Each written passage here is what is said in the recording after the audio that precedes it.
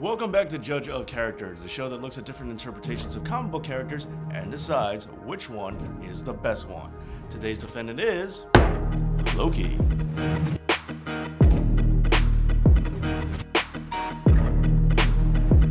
Now, this is going to be a more focused episode than usual, and the reason for this is because of a recent new interpretation of the MCU Loki that has come into play. It's being reported that Loki in the Marvel Cinematic Universe may not actually be evil after all. This all stems from a new passage on Marvel's website detailing the events of the MCU. It states that Loki was given the scepter from Thanos, which contained the Mind Infinity Stone, and while it had the ability to control the minds of others, Loki was under its control as well. As a result, Loki's hatred for his brother and for Earth grew in order to fuel Thanos' quest for the Tesseract. And since the Battle of New York was done under Thanos' influence, many fans are wondering if Loki really is a villain when it's all said and done, especially when you consider that Bucky has been given a pass since he was under mind control during his worst actions. Now, before we get into things, let's just point out one obvious issue real quick.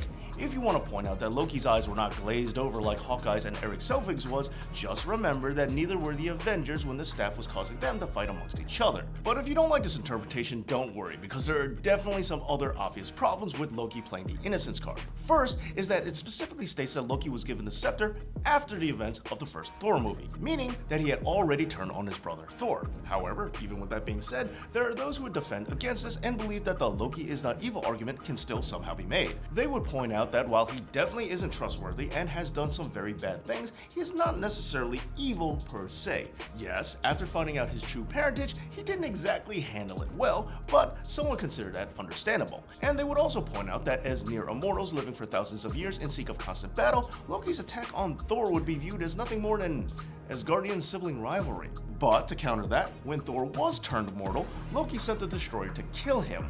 Wouldn't that be considered going too far? Well, the comeback argument for that would be no, because after Thor put his life on the line to protect the innocent citizens of Midgard, Thor would become Thor again, hammer and all. So if anything, some would say that Loki might have been doing him a solid. Also, by the end of that first Thor movie, no harm came to Odin at all at the hands of Loki. He only hurt a bunch of frost giants, and if killing frost giants makes you evil, well, then Loki really is no more evil than Thor in that regard. And while we're discussing this relationship with Thor, let's also realize that maybe Loki being under the influence of the Infinity Stone during Avengers might explain why he was able to become friends again with his brother during the events of Ragnarok. Because maybe the Loki we got in that movie is the true Loki, the way he's really supposed to be, sans any kind of mind-warping influence. Now, before I give my verdict, there is one piece of information to consider with the announcement of the plans for a Loki-based television series on Disney's streaming service, because there are some who are wondering if this is nothing more than a way to ingratiate Loki to a wider audience by making him less evil in order to better sell his show. However, this notion has been refuted. Alright, finally, on to the verdict. Is the MC Loki evil?